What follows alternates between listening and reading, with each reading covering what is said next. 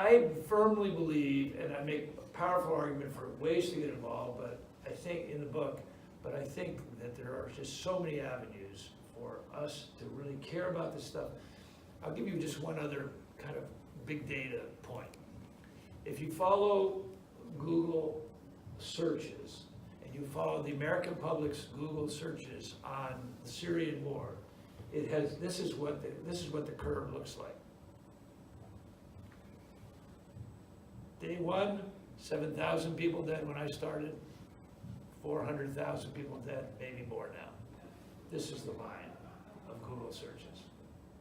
It's not a fully, now, we have 2,000 soldiers there, we're bombing entire areas of the country. There's a lot going on. This is not that quiet. So you think, but there were two exceptions.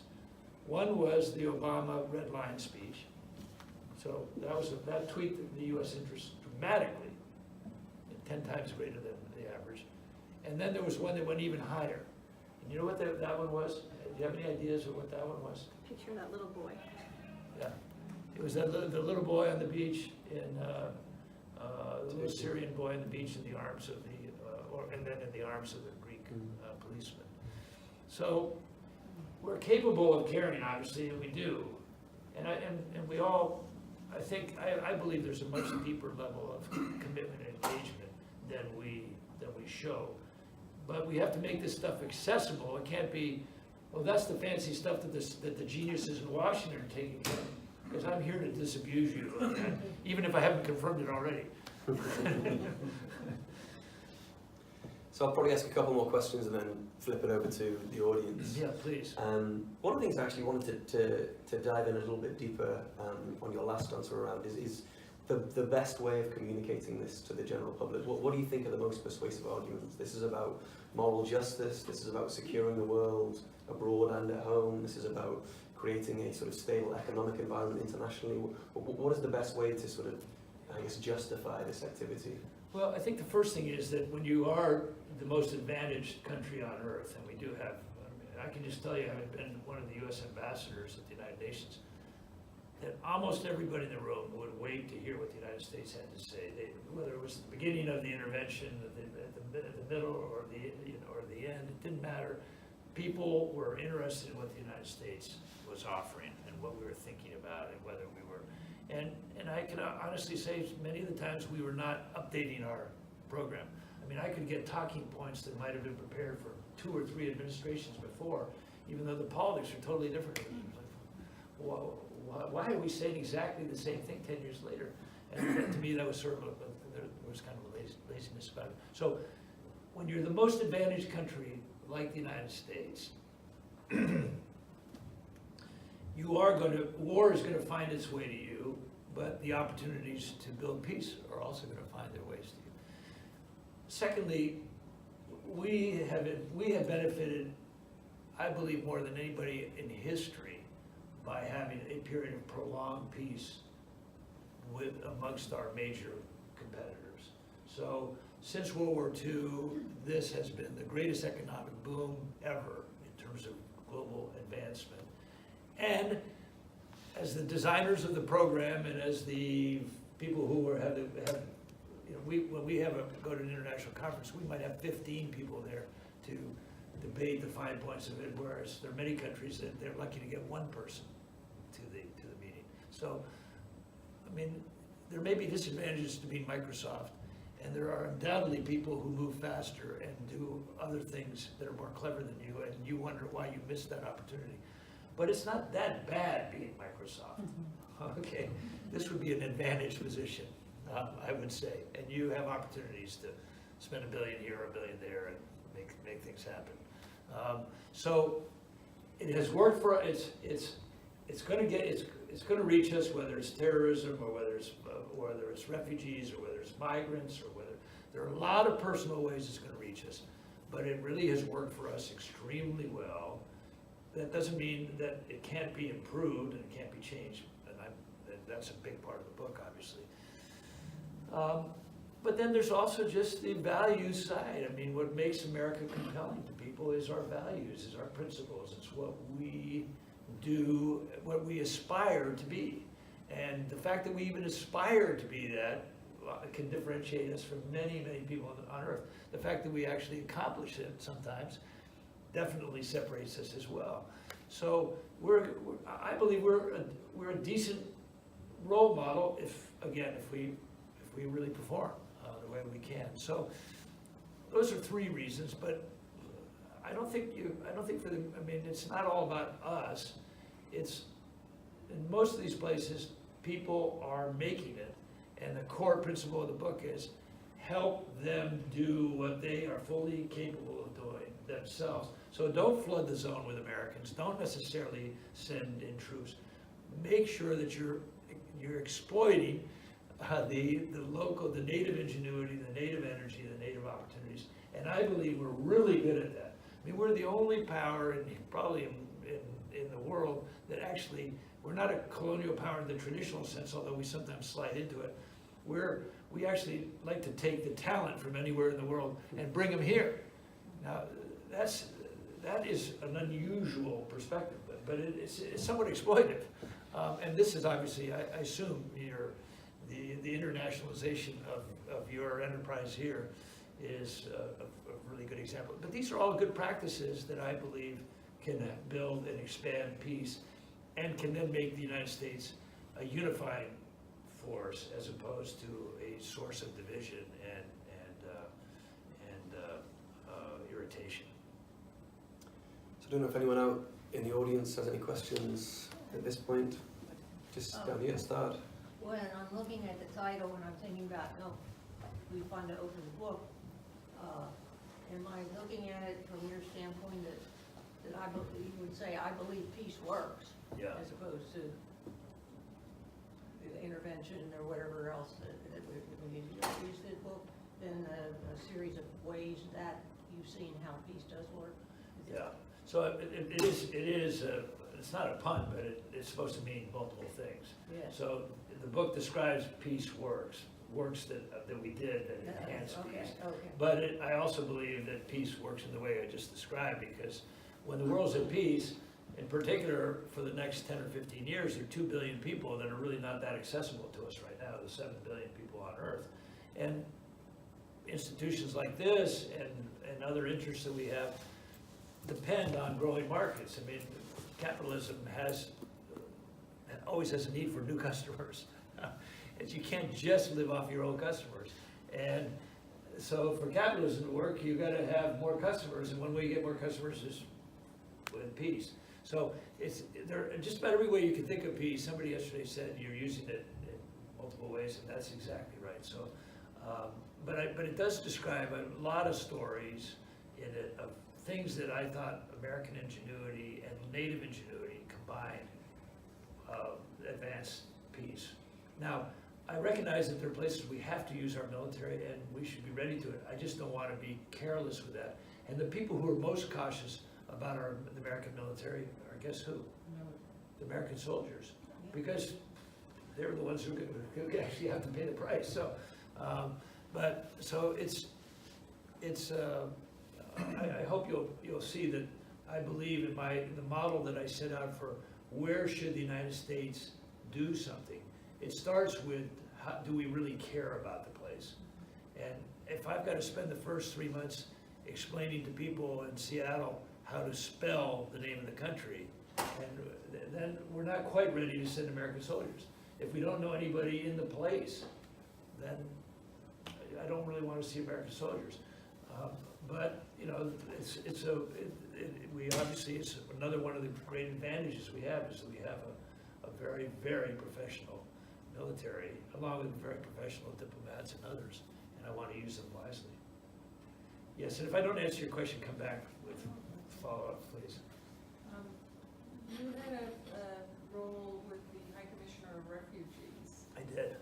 We are seeing the world's biggest ever, I guess we just surpassed World War II in number of refugees in the world, driven by wars in some of these places, but also famine and climate change and gangs in Central America.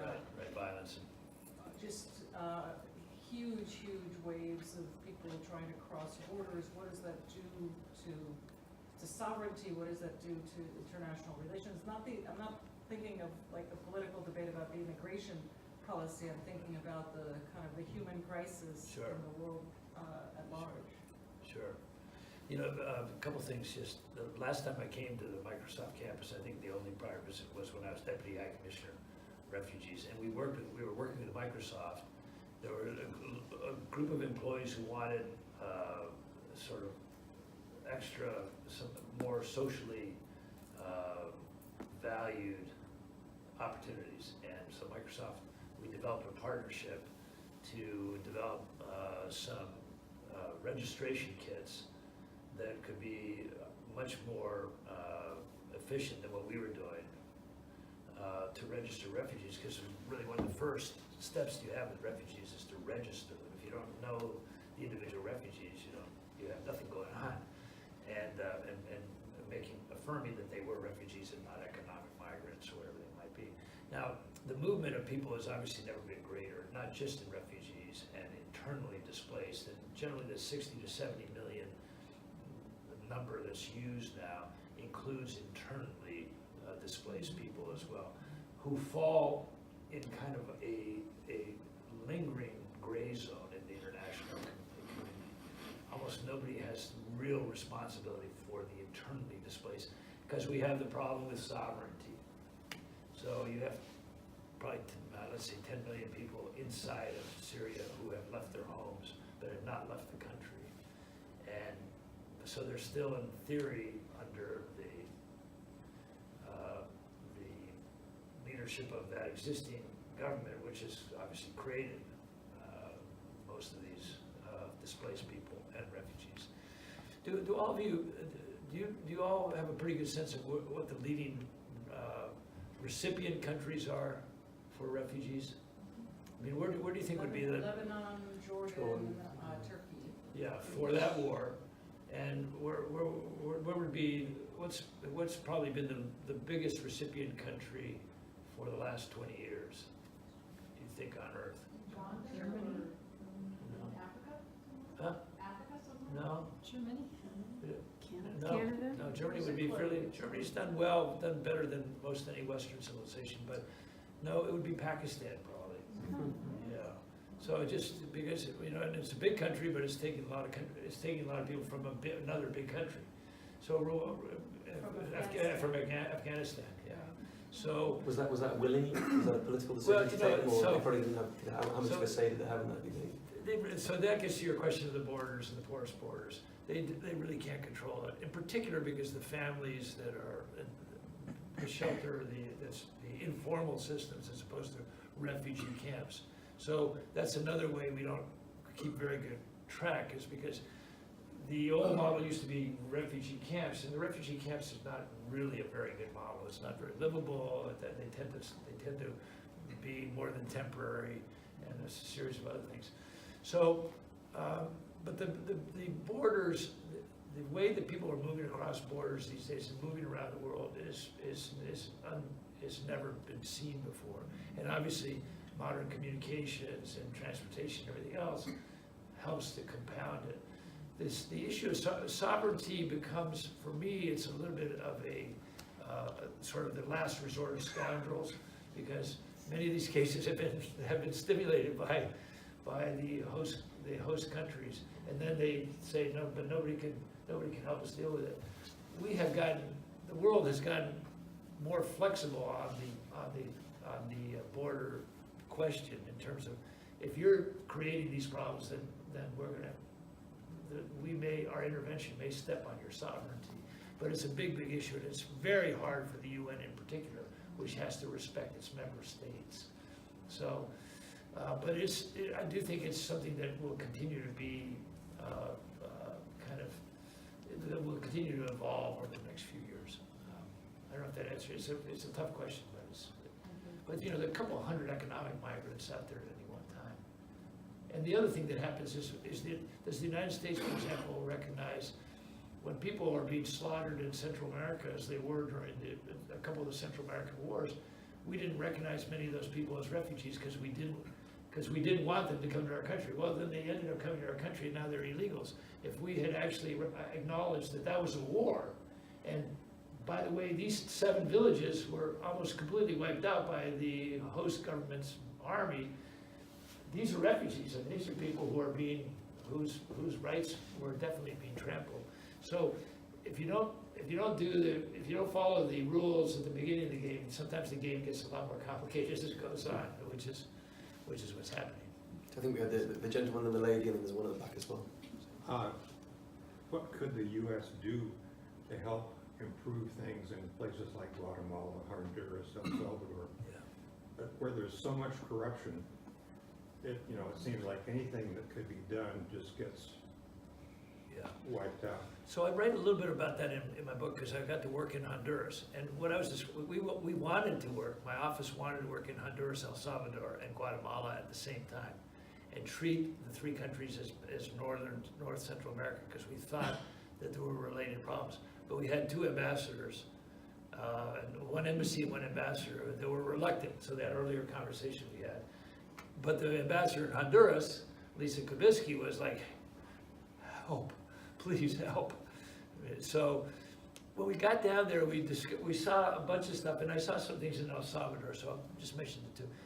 First off, we didn't think that the domestic political scene in Honduras was dealing with homicide, which was the highest rate in the world other than a war zone, as if it was the central political issue of the time. So we wanted to make sure that we focused the political class and anybody around that was influential in the political class on that issue. And it turned out, in that country, in Honduras, there was a woman who had created a coalition of about 180 civil society organizations after her son. She was the rector of one of the major university right there in the capital. Her son had been taken by the police and disappeared, and showed up with a friend dead in a car 3 days later. And it was clear the police had done it. And she had a position in the community where she had a soapbox. She was going to be heard, and she could pursue it, and she wouldn't be attacked or killed herself as a result of doing it. So she pulled together this coalition. And we thought, if that coalition could be, if this is where we could be catalytic, we could show them, that group of people, how to be much more effective than they had started out by being. They weren't using social media very well. They were using almost no television. They were not requiring meetings with the government officials. They needed to. There were laws that had just been passed to actually help with the prosecution of homicides. And they were funded by a tax on the business community, and the business community actually supported the tax. But we could feel the elephant, and we knew that the likelihood that they'd collect the tax properly, that they would appropriate it well, or that they would manage it particularly well, were all in doubt. So we helped them with that as well. Brought down a prosecutor from Seattle because the prosecution brought a police a person from Dallas in to work with those people, because we knew it wasn't like every prosecutor in Honduras was incompetent, or every policeman couldn't close a case. We knew that if they had a little bit of help, there was a will. And sure enough, then we also found, again through this civil society group, that there was a group in the toughest part of Tegucigalpa that instead of getting a 0 prosecution rate on homicides, was getting an 85% successful prosecution rate. What were they doing? Could you make it grow? Could you apply it at a national level? So this kind of stuff is really practical. I mean, you can see, was there anything there that sounded exotic to you? Did it all sound like it's doable? It's within reach. Okay, that's the kind of program I like. And that's why I describe these things in the book, because I knew the United States in that case was being helpful. I met with the guy who's the president now. He's having trouble with the Constitution, how he personally interprets the Constitution.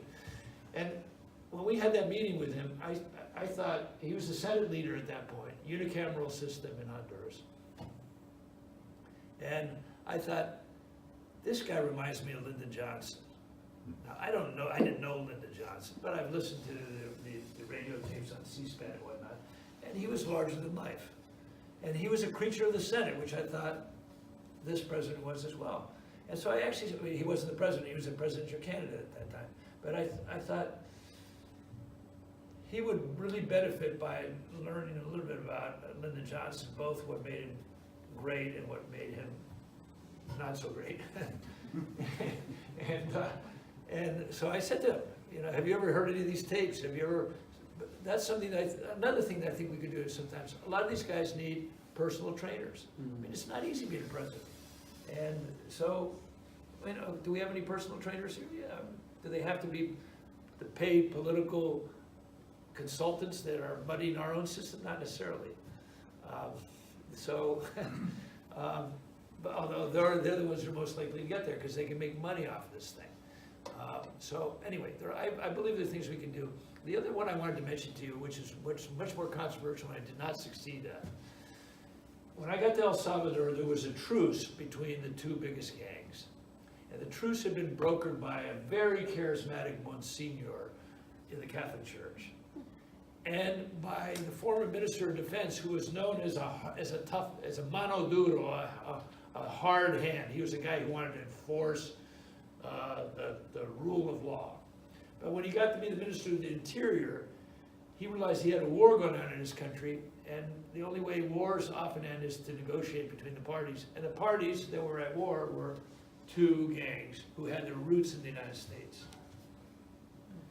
So and by the way, they had 10,000 of these gang members and all of the leadership in prison. 10,000. And of course, they were still kind of running their operation from prison.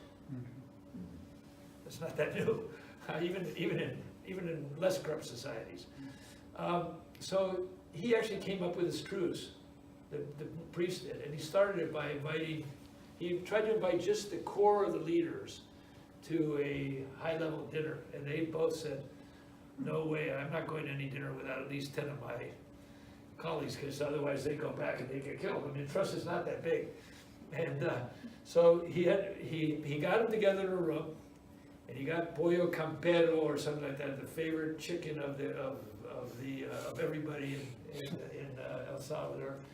They sat in separate parts of the room. They ate their pollo campero. I mean, these are prisoners, so even though they violate the rules all the time, they don't necessarily get this kind of a night. He had cigars for them at the end. There were almost no talks, and that began a process that led to a truce. Now, they were having 15 homicides a day and dropped down to 4 or 5 a day. So immediate change in the environment. And when I got there, I thought, this is a high risk play. And it's been a high risk play because that former Mano Duro guy, I think, is being prosecuted now by his political successors. But I thought if the United States, instead of just going with our standard route, which was DEA, FBI, U.S. military, the standard diplomacy, you know, if we stepped outside, we could actually improve the quality of this thing. Because for me, having worked with the former soldiers in Haiti who were reviled, I learned one major lesson, which was we could work with them, we could stabilize the country, we could make them a part of the promising future, but not if we looked like we ever made them a privileged class. If they looked like they were getting better than the average citizen, then we were dead. And the same thing with the gangs. You couldn't elevate them, but you had to do something with them. And I thought, okay, why not? Because the other thing isn't working. I mean, we haven't really stopped the drug flow. We may have moved it from El Salvador to Honduras or from Colombia to somewhere else. But now that gets to another issue, but about our own responsibility. But anyway, so I thought that was an opportunity that was missed. But it was too high risk, even though I thought it was intriguing. And intriguing doesn't mean you need to grab it eventually. You may decide, bad deal. That's the venture capital thing. I'm fascinated, but I'm not going to put my money into it. You could always make that choice still. But anyway, these are the kinds of things that are out there, they're in play, and they could make a difference. And I hope I answered your question. So I think we've got about 5 minutes left, and I think 2 questions left. So maybe start here, and then a couple of minutes. I have a rule of thumb. If you want to get more questions, the rule of thumb is, if you make them true-false, I can really answer. So variant on that in terms of I feel like the United States has really shifted in terms of how people view us. We're acting in a way that seems to me will encourage terrorism, because if you reject people, if you turn people away, if you treat people the way we're doing them now, we're gonna increase terrorism. Are there things we could do to turn that around? And I'm also curious about, you mentioned your family. Is that how you got into working in the State Department? How'd that happen? Yeah, so, yes, to your first question. And I think you'll find lots of good examples in the book, that how I feel the United States can be a positive force, and that's really at the heart of why I wrote this book. And the UN as well, I mean, the organizations that we belong to, that we promote and sponsor. So I won't belabor that, but you know, each change of administration, oftentimes you see the U.S. standing in the world, moving around, and you know, just to complicate the argument a bit more, the Bush administration, in particular the Iraq War, caused us a lot of standing around the world, but the U.S. was thought of more highly in Africa and in India than it had been before, because they supported a huge AIDS program for Africa, and really embraced India as the partner in that part of the world. So even if your trend line is going south, you can still have northern things happening. And you see with this administration, I think generally our trend line is going south, but there are exceptions to that rule. And so you have to look to see what's happening in these places. But I found that, so my personal disappointment was that when I went to the UN as one of the US ambassadors in 2009, that the world was really ready. The United States is back. It cares about multilateral institutions. It's going to play its part. But what we missed was that they also wanted us to bring creativity and ideas and new thoughts. And we were still a little bit well, we're back. So yeah, but what are you going to do? What does it mean? So I don't think we didn't quite reach as much. So my family did have an influence, because I grew up, this was sort of my neighborhood. My friends were from other countries. So I always had a native interest in it. And my parents really were peace builders in the best sense of the word, representing the United States, I think, in a constructive way. We went to local schools and did things that I think were really important for not sort of staying apart. But at the end of the day, I think I also felt that it was a place that I had a personal advantage, and that I might be able to make a difference. And I just found the work to be fascinating. And I got a very good opportunity, which I described in the book. It's not a memoir, but it has a lot of stories, where I got a chance to start a new operation in the Agency for International Development, which was all about political development in crisis countries. And that was turned out to be combining my interest in organizations and growing things and developing ideas, and then applying them in the toughest places on earth. So it's, that's pretty stimulating work. So that's the way I did that. So I think we've got about 60 seconds left, so quick question here, quick answer, and we'll be on time. All right, thank you very much. So you've talked a lot about, just the fundamental importance of these strategic relationships America has, with other countries, with other international organizations. And I always find it really fascinating to think about the roles and responsibilities of the ambassador themselves, and in particularly in the sense that this country, and I might be wrong, it might be the exception rather than the rule, but the idea about political appointments of ambassadors, whether they come from private sector organizations before that, or career diplomats, pick and choose. I was wondering if you could just comment, is that a strength that this country has? Is there opportunities, and then indeed are there risks, about these kind of people feeling in particular, the political ambassadors are the target of many career people. I happen to think that healthy organizations should have a balance between people who have been there, who provide continuity, maybe 15 plus years, 1/3 of your workforce, 1/3 5 to 15 years, and 1/3 less than 5 years. So I like the blend I like the flushing, I like the moving out, and I believe that among our best institutions, government institutions, the Marine Corps, the Peace Corps would be two that I would put fairly high. That's almost the way they look. So what's happened in a lot of the US government and in the State Department is people have stayed on, we've had hiring freezes, so you end up with 60, 75% of the workforce within 5 years of retirement. And then career people feeling entitled to some of the top jobs. I like competition at the top. I mean, I don't want to have all new people all the time, and it's just confusing. But, so, I make different arguments for what I think we should do in the book, and but that's the most favored one, is the political appointees are messing up the system. I've found in my own experience that if I look at all the ambassadors that I've known, political and career, bad news, it's a bell curve, like just about everything else. Fantastic. Well, thank you very much for the questions. Thank you very much, Ambassador, for the book and a fantastically engaging session. No, thank You joined with me in thanking Rick